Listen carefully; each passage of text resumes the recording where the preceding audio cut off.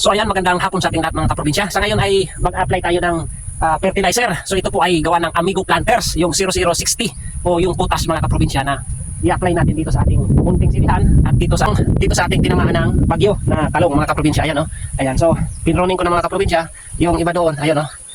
Ayan. Ito pala ay bigay po ng DA. So shout out po kay Ma'am Agnes diyan po sa DA na binigay po.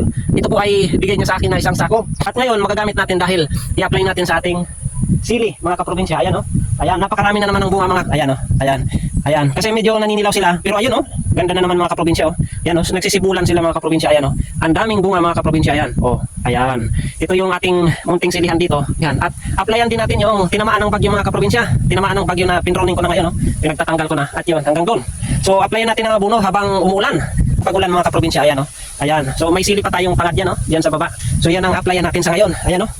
Ayan, malinis naman yung ating talungan. Ayan, oh, sana sumibol siya. So applyan natin mga kaprobinsya ng abono. So ayan, so patuloy yung ating gawain dito mga kaprobinsya. Tayo ay hindi huminto sa araw-araw na trabaho dito sa ating area. Na susunod ay magta-transplant na tayo ng ating mga punla dito mga kaprobinsya. Ayan, oh. So ayan, maraming salamat po sa patuloy niyong suporta sa lahat ng mga kaprobinsya natin diyan, mga ka-farmers. So shout out po sa inyong lahat, lalo na sa mga Bicolanong Uragon, mga Manoy, mga Manay. So kaway-kaway po tayong lahat diyan. Mabuhay po tayong lahat. Buhayin po natin ang mundo ng agrikultura. So ingat po tayong lahat. God bless. Peace bye. All right. Geng geng.